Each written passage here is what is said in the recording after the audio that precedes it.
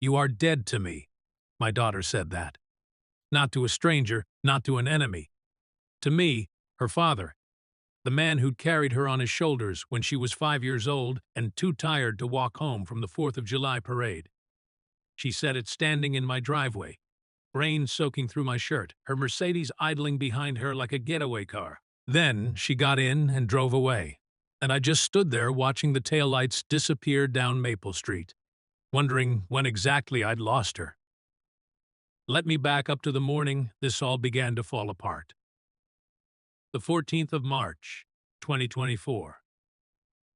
The day I turned 65 and discovered my only child had been planning to destroy me for 3 years. The coffee tasted like rust that morning. I was sitting in my recliner, the brown leather one with the torn armrest that Sarah's cat destroyed back in '03, when I heard the mail truck. 10:47 a.m. I know because I'd been watching the clock since dawn, even though I swore to myself I wouldn't, even though I knew better than to hope. I got up, knees popping like firecrackers, and made my way to the front door. 3 things in the mailbox. Electric bill past due, probably. Something from AARP trying to sell me life insurance, like I had anyone left to leave money to. And 1 business envelope with a return address I recognized immediately. Crawford Thompson, my daughter, the hyphenated last name she'd taken when she married David. Like Crawford wasn't good enough anymore. Like the name I'd given her. The name Sarah had whispered while holding her for the first time needed an upgrade. My chest did something stupid, tightened up, got warm. Because it was my birthday, and maybe, just maybe, she'd remembered. I brought the mail inside, set the other envelopes on the kitchen counter next to last month's bills that I still hadn't figured out how to pay, and stood there staring at Jenny's envelope like it might explode. Too thin. Just a standard business envelope with my name typed on a label. Robert J. Crawford, 428 Maple Street, Millbrook, Ohio, 44,212. Not even handwritten, printed. Like I was a customer, not her father. But it was from her. I opened it right there in the kitchen. Didn't even take off my coat. Inside were 3 pages of legal paper. Dense text. Words I didn't understand at first. Warranty deed. Grantor and grantee. Property transfer executed and recorded. I read it once. Didn't make sense. Read it again. Started to feel like falling. 3rd time through, I understood. My house. The one I'd bought in 1987, with my VA loan and disability. Check, after I came back from the Gulf with metal in my leg and screams stuck in my throat. Didn't belong to me anymore. According to these papers, I'd signed it over to Jennifer Lynn Crawford Thompson on the 19th of November, 2021. 2 years and 4 months ago. Signed away my home, my land.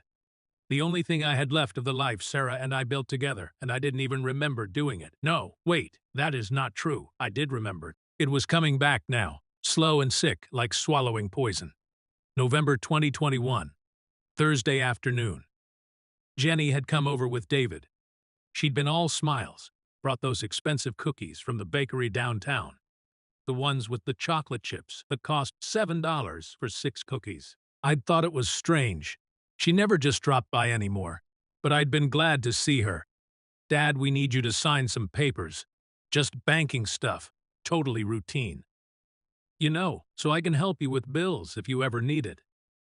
The bank requires updated information. She'd spread them out on this same kitchen table. 7 different pages, maybe 8. Little yellow tabs with arrows pointing to signature lines. Just sign here and here and here.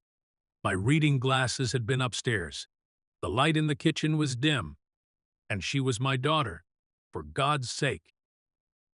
My little girl, the one I'd rocked to sleep 1,000 nights. The one I'd taught to drive in this very driveway, her foot too nervous on the clutch, jerking us forward while she laughed, and I pretended to be annoyed. But really, I was just happy to be needed. I'd signed where she pointed. She'd watched me do it, watched me sign away everything I owned, and she'd smiled the whole time. The paper shook in my hands, not from age. From rage so pure, it felt like swallowing fire. That is when I heard the car in the driveway. I looked through the window. Black Mercedes. $80,000 worth of leather and German engineering that David had bought last year while I was eating peanut butter sandwiches for dinner. Because my Social Security didn't stretch far enough anymore. Jenny got out first, wearing a coat that probably cost more than my mortgage payment used to be. David followed, popping open an umbrella, even though the rain had stopped 5 minutes ago. Both of them walked toward my front door like they were going to a business meeting. Not like they were visiting family, like they were coming to foreclose on a property. I opened the door before they could knock. Don't ask me why. Maybe I wanted to see her face when she realized I knew. Maybe I wanted to watch her try to explain this. Or maybe I just wanted to be the one who opened the door to my own house one last time before she took that away too. Dad. That is all she said. Not, happy birthday. Not, how are you? Just Dad, flat and cold, like she was greeting a stranger. We need to talk. They didn't take off their coats, didn't sit down, just stood in my living room, David still holding that stupid umbrella. I assume you got the papers, Jenny said. Her voice sounded different, harder, like she'd been practicing this conversation in her car on the way over. I did. Then you understand. I understand. David shifted his weight, uncomfortable. Good. Be uncomfortable. You son of a bitch.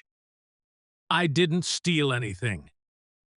Jenny's voice went up half an octave, defensive. You signed the papers. It is completely legal. David had our attorney review everything twice. You transferred the property of your own free will. You lied about what I was signing. I told you it was paperwork. You should have read it more carefully. You should have read it more carefully, like it was my fault for trusting my own daughter. Why? My voice came out rougher than I meant it to, sounded like someone else. Someone from a long time ago, back when I still thought I understood how the world worked. Why would you do this? Jenny sighed. Actually sighed, like I was being difficult, like I was a problem she needed to manage. Dad, be realistic. This house is falling apart. You can barely afford the utilities. The roof needs work. The furnace is on its last legs. You are living on Social Security and disability, and it is not enough. David and I have been covering your property taxes for 3 years. I never asked you to do that. And we can't keep doing it. We have our own family to think about, college funds for the kids, our retirement. David's firm is restructuring, and we need liquidity. There it was. The truth. Finally, money. The house appraises at $340,000, she continued, pulling out her phone like she was showing property listings to a client. We already have a cash buyer. $335,000. No inspection contingency. Closing in 2 weeks. 2 weeks. 14 days to pack up 37 years of memories. To box up Sarah's clothes that still hung in the closet upstairs because I couldn't bring myself to donate them. To dismantle the only life I had left. Where do you think I am supposed to go? Jenny reached into her designer purse, the one that cost more than my truck, and pulled out a glossy brochure. Color photos of old people pretending to be happy. Smiling at cameras while playing checkers, sitting in gardens they didn't plant, eating food they didn't cook. Sunset Meadows Assisted Living. It is a very nice facility, she said, her tone shifting into what she probably thought was concern. 3 meals a day. Activities, nursing staff available 24/7. You'll be much safer there, at your age. Living alone just isn't practical anymore. I looked at that brochure, really looked at it. The people in those photos didn't look like they'd fought in wars, didn't look like they'd buried wives or sons. They looked like extras in a commercial. Props, people just waiting to die while pretending they were still living. I am 65, I said quietly. Not 95. Dad, you fell last month. You told me yourself. I slipped on ice. Happens to everyone. And you forgot to pay the electric bill in January. They almost shut off your power. I was short on cash that month. It happens. Jenny's voice took on that edge again, That tone people use when they've already made up their minds and they're just waiting for you to agree. We're worried about you. This is what is best. What is best? Like she knew. Like she had any goddamn idea what was best for me. Get out. Jenny blinked. What? Get out of my house. Dad, this isn't your house anymore. That is what I am trying to explain. Legally, it is mine.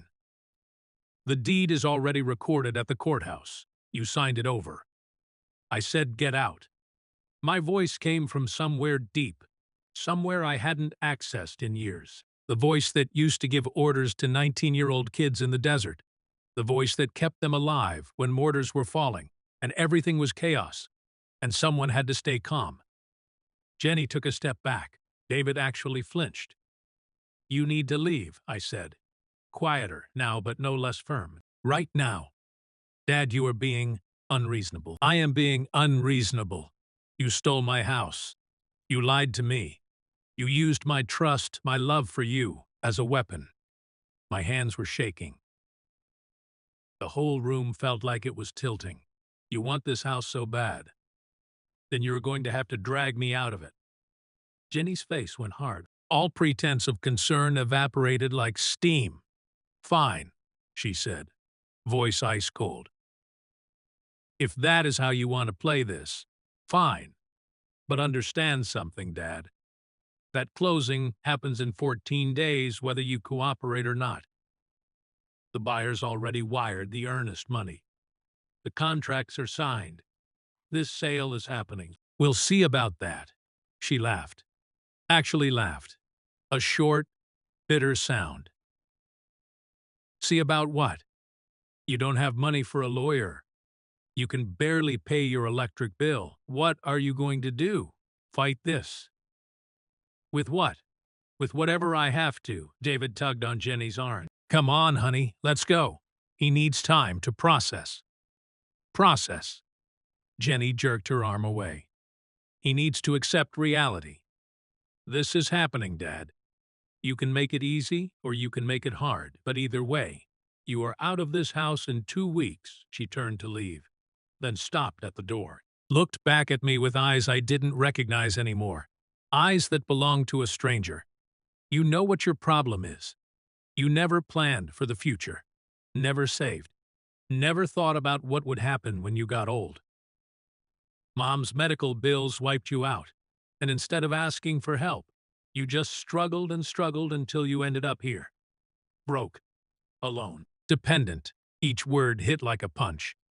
Well, I am not going to end up like you.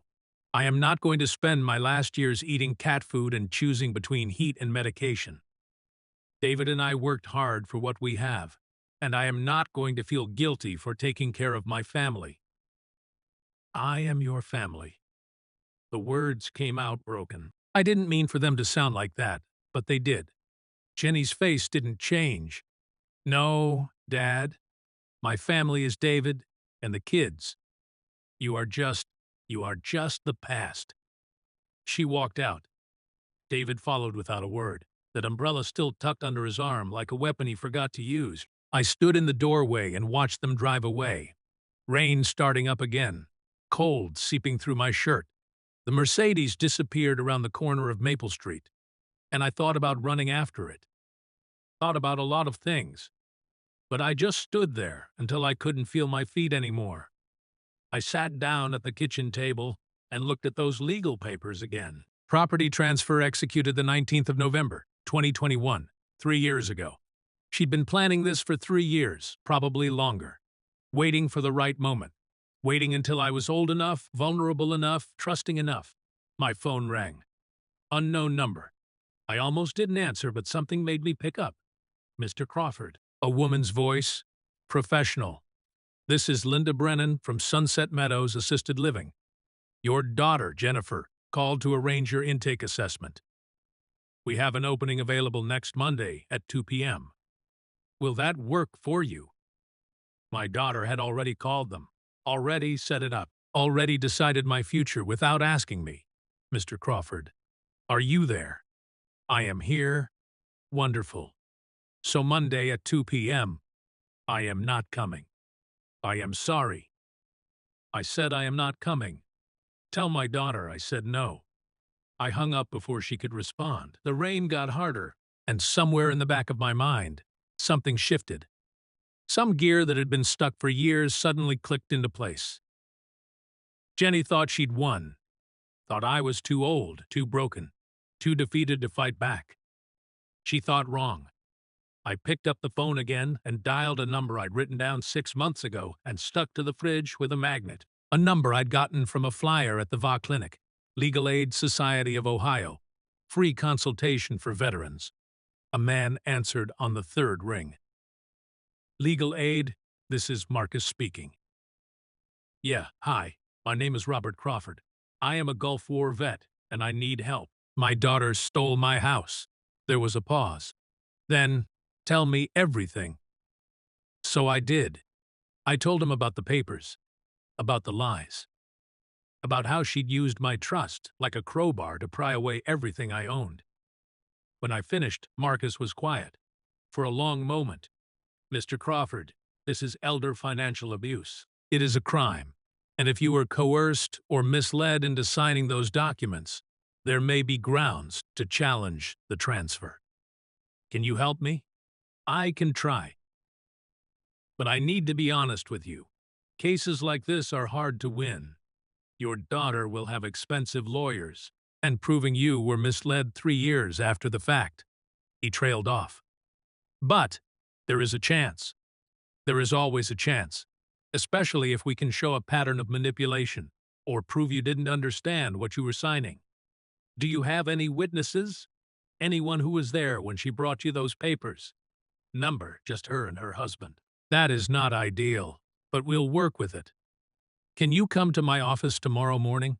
9 a.m. I'll be there. Good. And Mr. Crawford, don't sign anything else. Don't agree to anything. Don't let her pressure you into leaving that house. You understand? I understand. See you tomorrow. I hung up and sat there in the dark kitchen, rain drumming on the roof. The same sound it had made for 37 years. The same sound it had made the night Sarah died upstairs.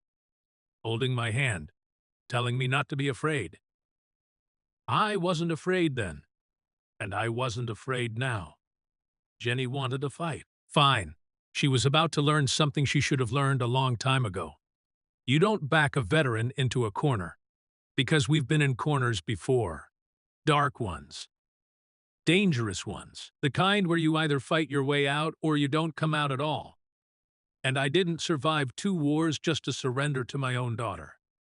The legal aid office was on 3rd Street. Marcus Reeves turned out to be younger than I expected. Maybe 40. Black guy with glasses and a tie that had seen better days. His office was cramped.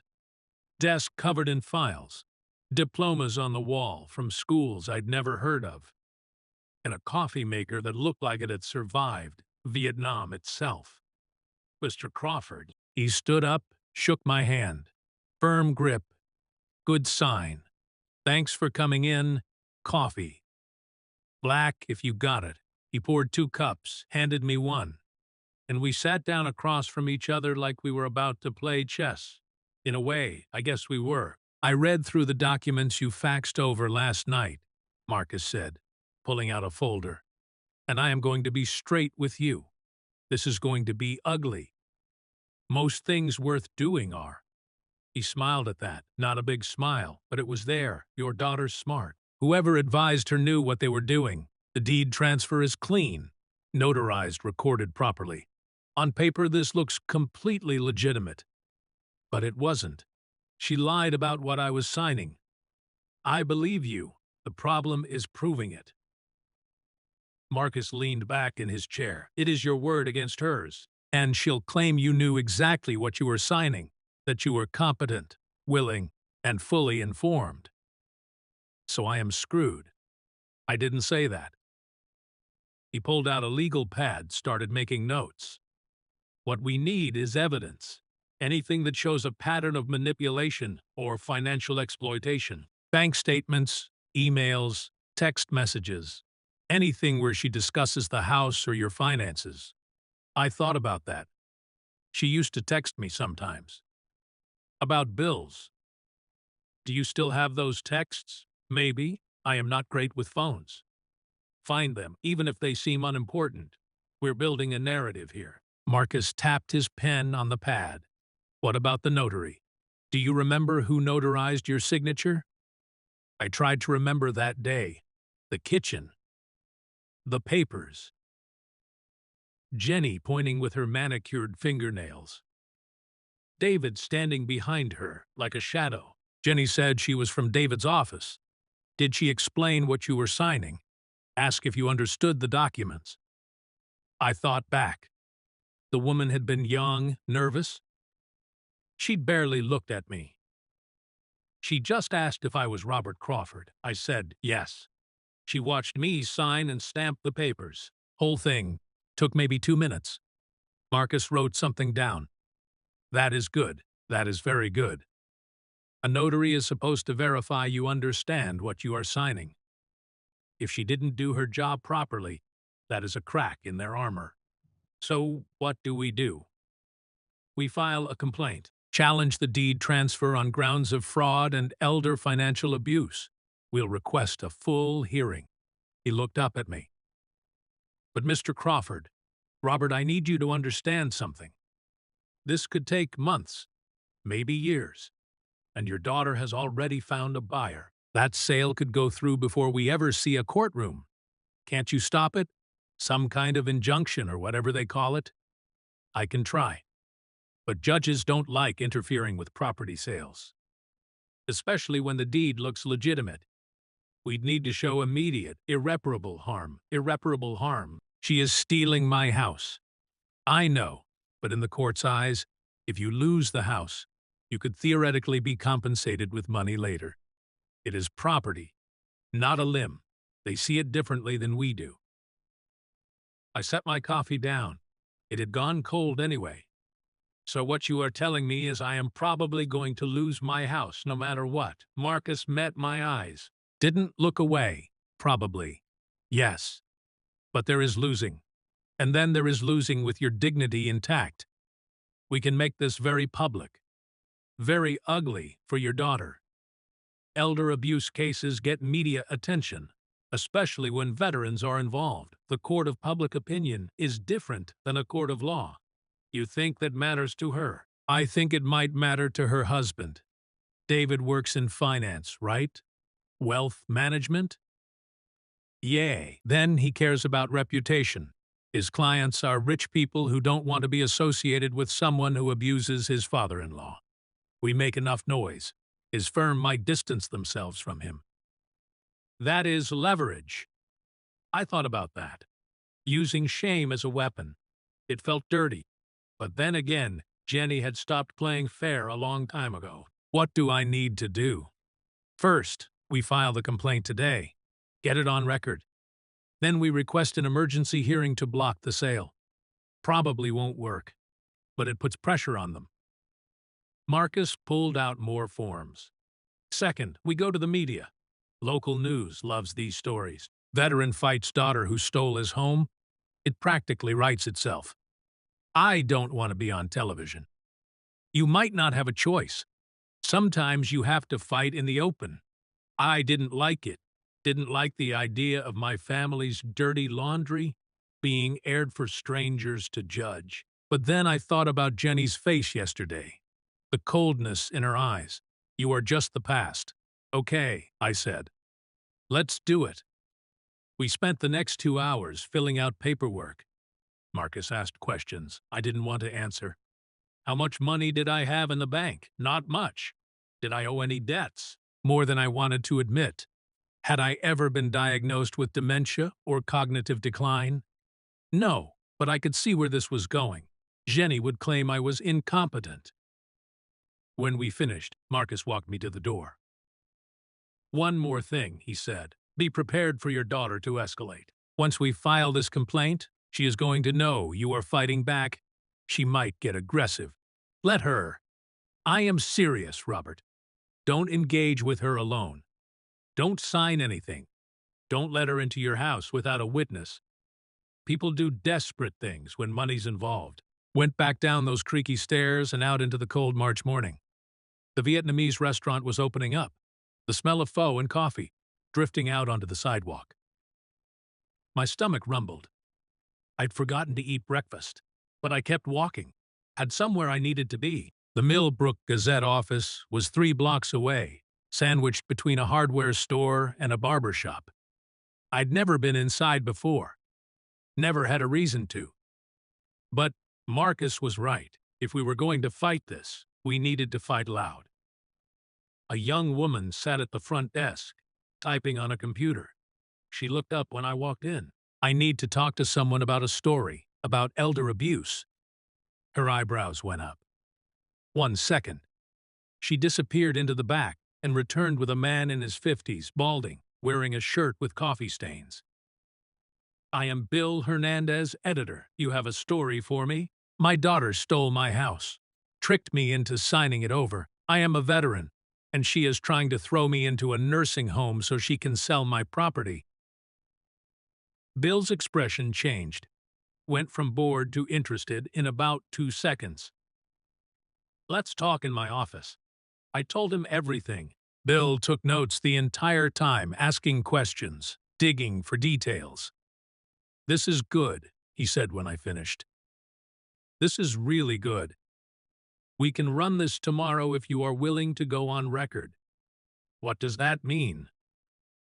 Means we use your real name, your daughter's real name.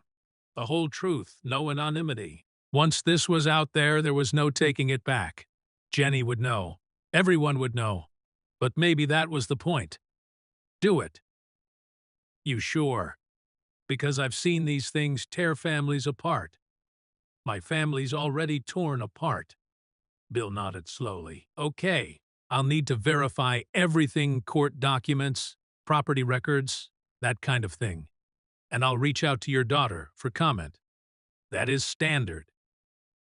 She won't talk to you. Probably not. But I have to try. Journalistic ethics and all that.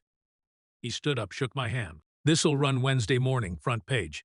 I'll email you a copy tonight so you can review it. I left the newspaper office feeling something I hadn't felt in a long time. Hope, maybe.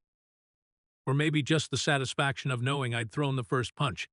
The rest of that day passed in a blur. I went home, searched through my phone for old text messages from Jenny, found a few that might be useful, her asking about my bank account, mentioning the property taxes, suggesting I simplify my finances. Nothing definitive, but enough to show a pattern maybe. That evening my phone rang, Jenny. I stared at it for 3 rings before answering. Dad. Her voice was tight, angry. What the hell did you do? I hired a lawyer. Silence. Then are you serious? You are actually going to fight this? Yes. With what money? You are broke. Legal aid takes veterans for free. More silence. I could practically hear her brain working, recalculating. Dad, listen to me. This is a huge mistake. You are going to lose. The deed is legal. You are just wasting everyone's time and making this harder on yourself, maybe. But at least I'll go down fighting. This is ridiculous. Her voice rose, losing that professional tone. Now she just sounded pissed. You are being selfish. Do you have any idea what this is going to cost us? The buyer could back out. We could lose the sale. Good. Good. Good, Dad. We need this money. David's firm is restructuring. The kid's school tuition is due. We counted on this sale. Should have thought of that before you stole from me. I didn't steal. She stopped herself, took a breath. When she spoke again, her voice was different. Calculated. Dad, let's be smart about this. Drop the lawsuit, and I'll give you $20,000. Cash. You can use it to get settled somewhere nice. A small apartment, maybe. Somewhere you can actually afford. $20,000. Out of a $335,000 sale. Number 30,000. That is more than fair. It is not about the money, Jenny. Then what is it about? Pride. Because pride doesn't pay rent. Pride doesn't keep you warm in winter. You want to be stubborn? Fine. But you are going to end up with nothing. Is that really what you want? What I want is for my daughter to stop being a thief. She laughed, cold and bitter. You know what? Fine. Fight me, waste your time. Because in 2 weeks, that house sells whether you like it or not. And when it does, you'll be out on the street with nothing but your pride to keep you company. We'll see. Yes, we will. She hung up.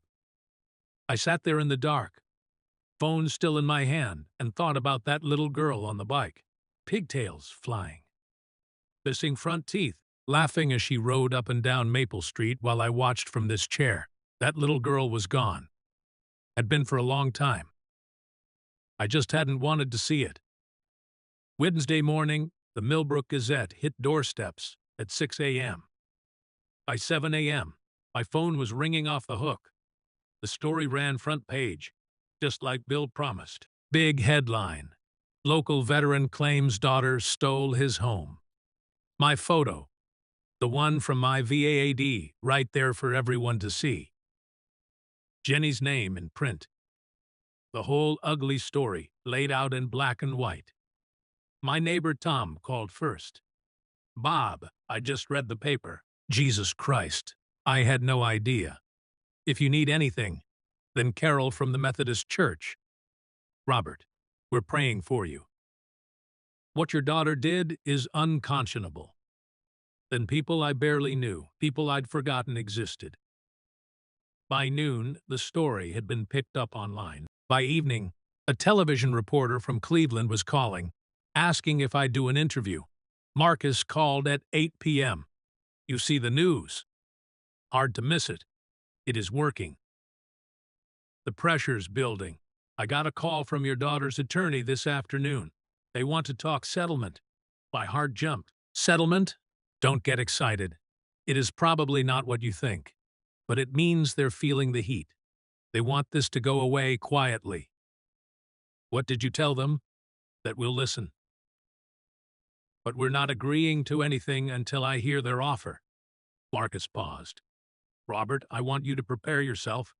Whatever they offer, it probably won't be the house. That ship has sailed. But they might offer money. Enough to make the lawsuit go away. I don't want their money. I know. But think about it anyway, because the alternative is fighting this for months, maybe years, and probably still losing. Sometimes the smart move is taking what you can get. I think about it, but I already knew what my answer would be. And justice, I was starting to realize, was a hell of a lot harder to come by than cash. Thursday morning, something changed. I was making coffee, same routine, same Mr. Coffee, same empty kitchen. When I heard vehicles outside, multiple vehicles, I looked through the window and saw them. 5 pickup trucks parked along Maple Street. Men climbing out, wearing VFW jackets and ball caps with military insignia. Vietnam vets. Gulf War vets. Even a couple young guys from Iraq and Afghanistan. Tom Henderson led them up my driveway. I opened the door before they could knock. Tom, read about your situation in the paper, Tom said. He was 72, served 2 tours in Vietnam, lost 3 fingers to a landmine. We're here to make sure nobody pushes you around. I don't understand. One of the younger guys stepped forward, big kid, maybe 30, with a prosthetic leg visible below his jeans. Sir, we take care of our own. You served. You earned this house. And if your family thinks they can just steal it, they've got another thing coming. We're not leaving, Tom added. Not until this is resolved. We'll take shifts. Around the clock if we have to. Anyone tries to force you out, they'll have to go through all of us. I stood there in my doorway, looking at these men. These strangers who weren't strangers at all because we'd all worn the same uniform. All taken the same oath, and something in my chest cracked open. You don't have to do this. Yeah, Tom said. In. What fee? Was the end? When Ho. They set up a rotation. 3 men at a time, sitting in lawn chairs on my porch, drinking coffee, telling old war stories. When reporters showed up, and they did, lots of them, the vets made sure I didn't have to talk unless I wanted to. By Friday, the story had gone national. Veterans rally around comrade facing elder abuse. Daughter accused of stealing father's home while he served his country. The internet did what the internet does. Jenny's Facebook was flooded with angry messages. David's LinkedIn profile got bombarded. Someone even started a GoFundMe to help me hire a better lawyer. It raised $47,000 in 3 days. And then, on Saturday morning, something unexpected happened. A black sedan pulled up in front of my house. Not Jenny's Mercedes. Something different. Official looking. A man got out. Late 60s, suit and tie. Walking with the kind of posture that screamed military even 20 years after retirement. He walked right past the vets on my porch, nodded at them respectfully, and knocked on my door. Robert Crawford. That is me. My name is Henry Morrison. Judge Henry Morrison. I am presiding over your case when it goes to court. My stomach dropped. Sir, should you be here? Isn't this improper? Probably. He smiled slightly. Can I come in? I stepped aside. Let him in. The judge looked around my living room, taking in the worn furniture, the photos on the wall, the life I'd built here. Then he turned to me, and something in his eyes changed. January 1991. Do you remember? I stared at him. What? You were 3rd Battalion, right? Charlie Company? My mouth went dry. How do you? Because I was Delta Company. We were pinned down outside the city, sniper fire from 3 buildings. We couldn't move, couldn't call for backup because our radio operator was hit. We were sitting ducks. Memory slammed into me like a freight train. That day, the buildings, the screaming. Your squad came in from the west flank, Judge Morrison continued. Drew the sniper fire while we evacuated our wounded.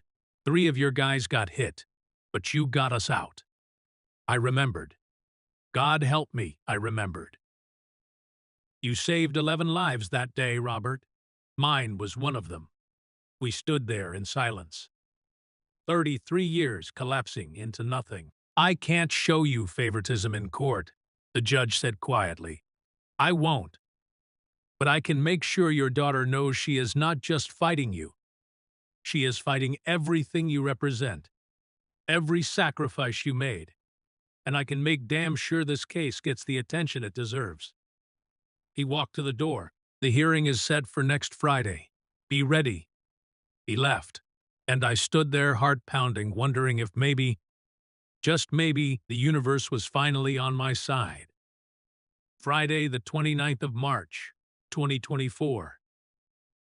2 weeks after my birthday, the day everything would either fall apart or somehow, against all odds, come together. Marcus met me on the courthouse steps at 8:30 a.m. He was wearing a better suit today, his good one probably, and carrying a briefcase that looked like it had survived a few wars itself. How you feeling? He asked. Like I am about to jump out of a helicopter, he smiled.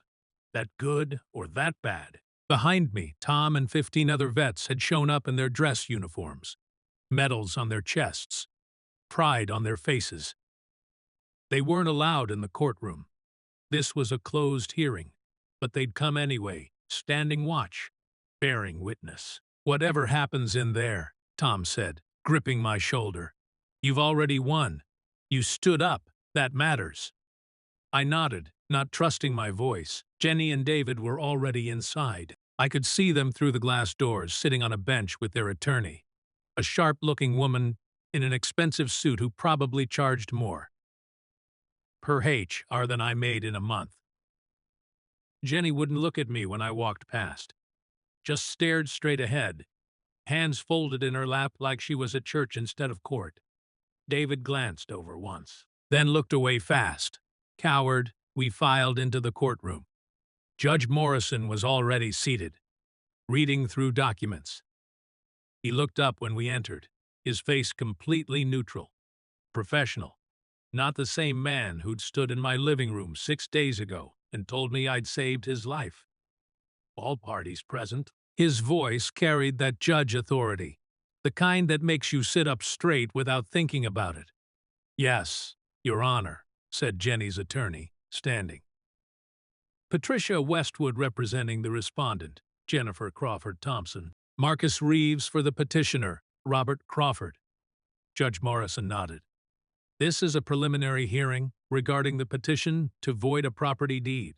Transfer dated the 19th of November, 2021. Mr. Reeves, you filed this complaint. Make your case. Marcus stood, walked to the center of the room like he owned it. Your Honor, my client is a 65-year-old disabled veteran who was deceived by his own daughter into signing away his home. In November 2021, Jennifer Crawford Thompson told her father he was signing banking documents. Instead, she had him sign a warranty deed, transferring his property to her name. The notary present failed to properly verify that Mr. Crawford understood what he was signing. This constitutes fraud and elder financial abuse. Patricia Westwood stood immediately. Your Honor, the respondent categorically denies these allegations. Mr. Crawford signed those documents of his own free will. He was competent, capable, and fully informed. The deed was properly notarized and recorded. This petition is simply buyer's remorse, filed only after Ms. Crawford Thompson found a purchaser for the property. The property she stole, Marcus shot back. The property that was legally transferred. Judge Morrison's voice cut through the argument like a knife. Miss Westwood, does your client dispute that she told her father these were banking documents? Patricia hesitated. Just a fraction of a second, but it was there. My client maintains that any miscommunication was unintentional. Mr. Crawford is elderly and may have misunderstood. I am 65, not senile, I said. Judge Morrison looked at me. Mr. Crawford, you'll have your chance to speak. Please wait your turn. Yes, sir. I've reviewed the deed. I've reviewed the notary certification. On paper, everything appears legitimate. He looked up. However, I've also reviewed Mr. Crawford's financial records, and what I see troubles me. Patricia tensed. Mr. Crawford has lived in that house for 37 years. His mortgage was paid off in 2003. Property taxes are current barely, but current, yet his daughter claims he can't afford to maintain the property.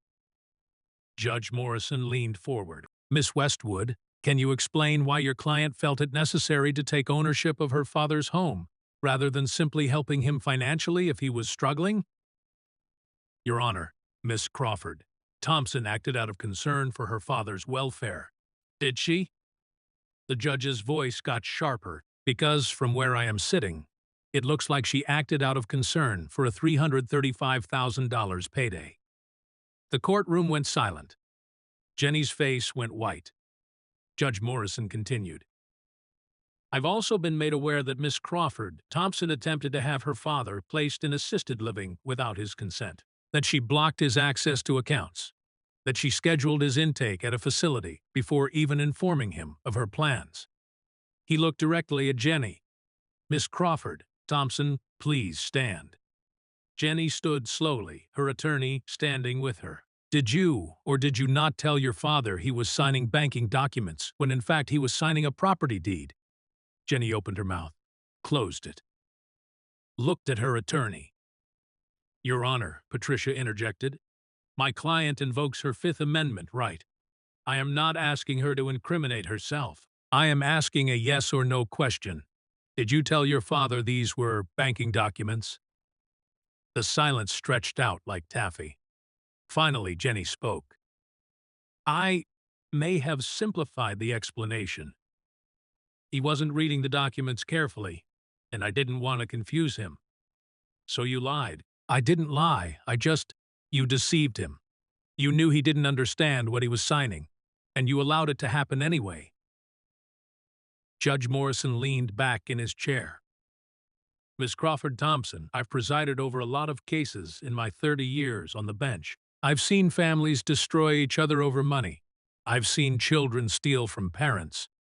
Parents steal from children. Everyone looking out for themselves and no one caring about what is right. He paused. But this case bothers me more than most, because your father isn't just any elderly man. He is a decorated veteran who served this country in combat. He came home with metal in his body and nightmares in his head, and he built a life anyway. He raised you in that house, and your response to his sacrifice is to steal from him when he is most vulnerable. Jenny's eyes filled with tears. Real ones this time, not the calculated kind. Your Honor, I didn't. I never meant. What you meant doesn't matter. What you did matters. Judge Morrison picked up his gavel. Here is what is going to happen. This deed transfer is void. The property reverts to Robert Crawford effective immediately. You have 72 hours to provide him with a quitclaim deed returning full ownership. Patricia jumped up. Your Honor, with respect, the respondent has already accepted a purchase offer.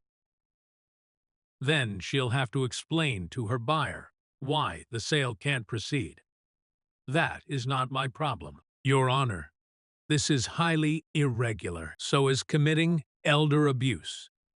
Judge Morrison's voice went cold. And let me be clear, Miss Westwood.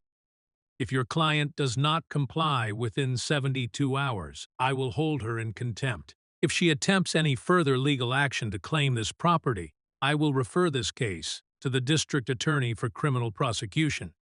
Am I making myself understood? Patricia looked like she'd been slapped.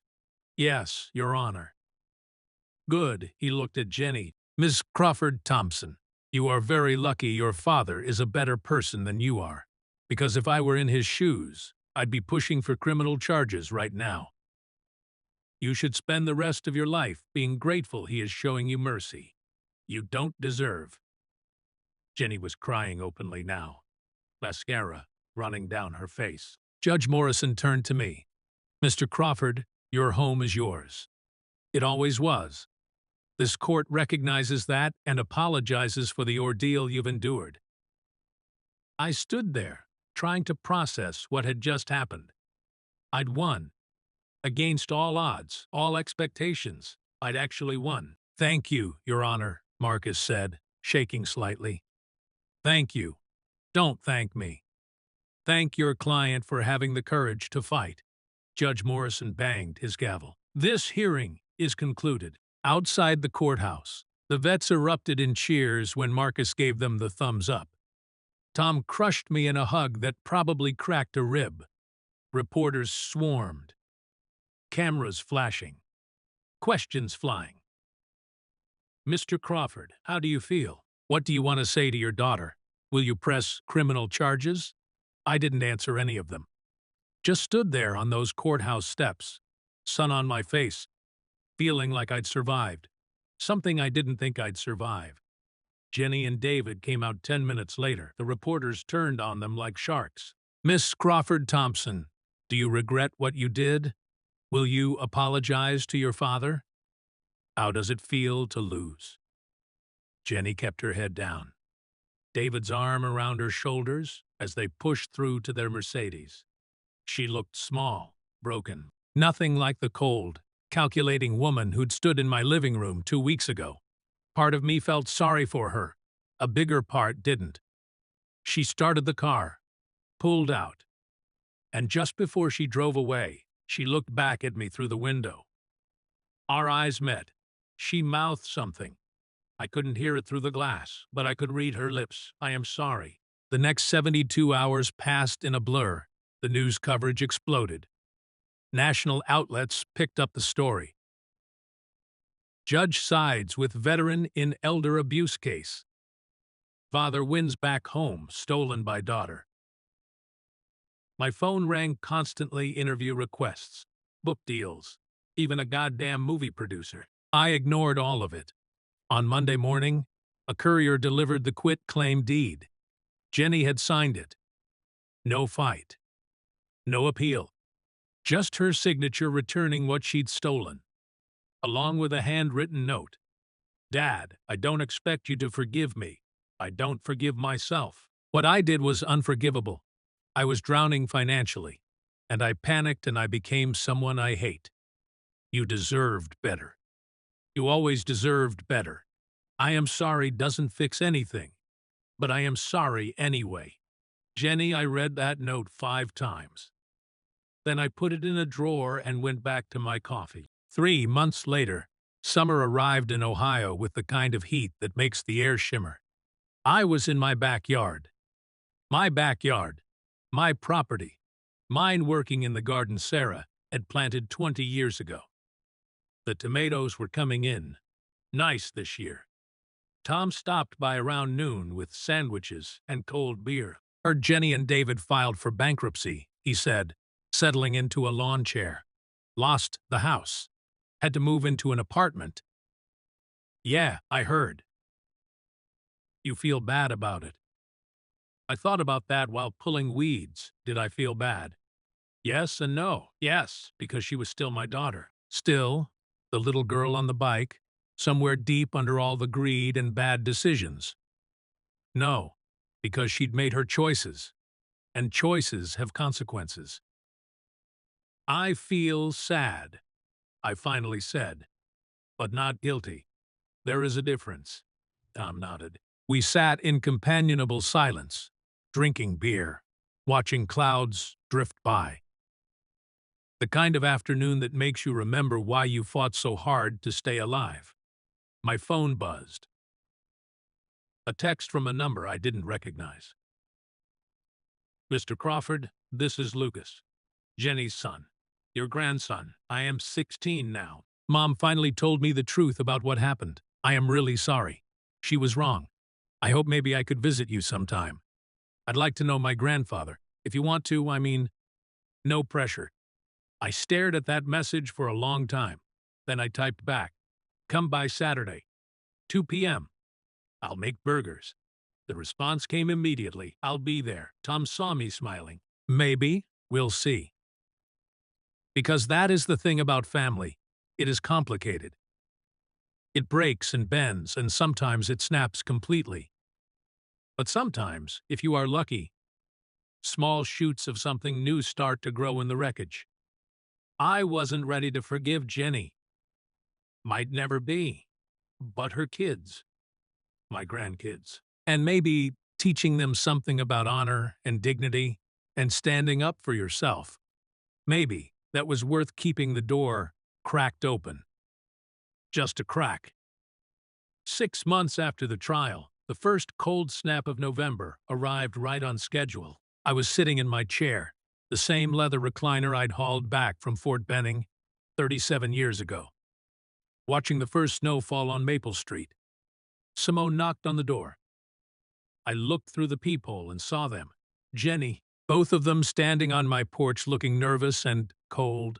No expensive coats this time, just regular jackets from Target or Walmart. I opened the door. Dad. Jenny's voice was small, different than before. Can we talk? Please. I looked at her, gray streaking through her hair that she wasn't bothering to cover anymore. The weight of consequences written all over her face. 5 minutes, I said. They came in, stood in the living room exactly where they'd stood back in March when this all started. But everything was different now. I am not here to ask for anything, Jenny said immediately. I am not here to make excuses. I needed to say I am sorry, face to face, not in a note, not through lawyers. Her voice cracked. What I did to you was evil. I convinced myself it was practical, that I was being smart, but it was just evil. And I have to live with that for the rest of my life. I didn't say anything. David lost his job, she continued. We lost the house. We're renting a 2-bedroom apartment and working retail jobs. And it is hard, and we're struggling. And that is exactly what we deserve. She wiped her eyes. But Lucas keeps asking about you. He wants to know his grandfather, and I don't have the right to keep him from you just because I am too ashamed to face you. He texted me, I said. Couple months ago, we've been talking. Jenny blinked. He has. Every week, Kid's got a good head on his shoulders. Smart, respectful, nothing like his mother. That landed like a punch. Jenny flinched. Good. I don't know if I can ever forgive you, I continued. I am not sure that is even possible. What you did, it wasn't just about the house. It was about trust, about respect, about everything a parent and child are supposed to mean to each other. I know, but Lucas and Emma, your kids, they're not you. Jenny nodded, tears streaming now. So here is the deal, I said. You stay away, for now, maybe forever. But the kids can visit whenever they want. They're welcome here. You are not yet. That is fair. And if you ever try something like this again, to me or anyone else, I'll make sure you end up in jail. I'll spend every dollar of that GoFundMe money on lawyers to make it happen. We clear? Yes. Good. Now get out. Jenny and David left without another word. I loved my daughter. But I loved myself more. And it had taken 65 years to figure out that was okay. Lucas came by every Saturday, helped me fix the porch, paint the shutters, clean out the garage. Good kid. He was applying to colleges now, wanted to study architecture. I told him about the G-Bill, about how serving his country could give him opportunities. He was thinking about it. Emma visited once a month. Shy kid. Quiet, but warming up. Sarah would have loved her. Jenny sent me a card on my 66th birthday. No money. No gifts. Just a card that said I am sorry in her handwriting. I put it on the fridge next to Lucas's report card and Emma's drawing of my house. Didn't forgive her, but didn't throw it away either. The veterans still stopped by. Tom came every Tuesday. We drink coffee and talk about the war and the weather and everything in between. Sometimes other vets joined. Turned into a regular thing. Someone suggested we make it official, a support group for guys like us. Old guys with old wounds. We called it the last line, because that is what we were. The last line of defense. For each other. For everything we'd fought for. One evening in March, exactly 1 year after this whole nightmare started, I was making coffee when someone knocked. Wasn't expecting anyone. I opened the door and found Judge Morrison standing there in civilian clothes. Jeans, flannel shirt, looking nothing like a judge and everything like a fellow veteran. Got time for an old soldier? He asked. Always. We sat in my living room, and he told me he'd retired from the bench last month. Said my case had reminded him why he'd become a judge in the first place, to protect people who couldn't protect themselves, to make sure the powerful didn't crush the powerless. I am starting a nonprofit, he said. Legal advocacy for veterans facing elder abuse. I want you involved, as a board member, someone who has been through it and survived. I am not a lawyer. Don't need you to be. Need you to be the face. The proof that fighting back works. I thought about that.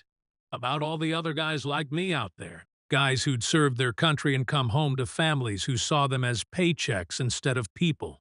Okay, I said. I am in. Judge Morrison smiled. Good, because we've already got 17 cases, and they need someone like you to show them it is possible to win. I poured 2 cups, handed one to the judge. You saved my life in Fallujah, he said. Now we're going to save some other lives here at home. Sounds like a plan. We drank coffee and talked strategy until midnight. And when he finally left, I sat in my chair, the same worn leather recliner from Fort Benning, and looked around my living room. My home, mine. I'd lost a daughter, lost a family I thought I had, lost illusions about blood being thicker than water. But I'd gained something more valuable. I'd gained my dignity back. And in the end, that was worth more than any property deed. Worth more than money or comfort or easy forgiveness. Because a man can lose his house, his possessions, even his family. But once you lose your self-respect, there is no court that can give it back to you. You have to fight for it yourself. And I had. And I'd won.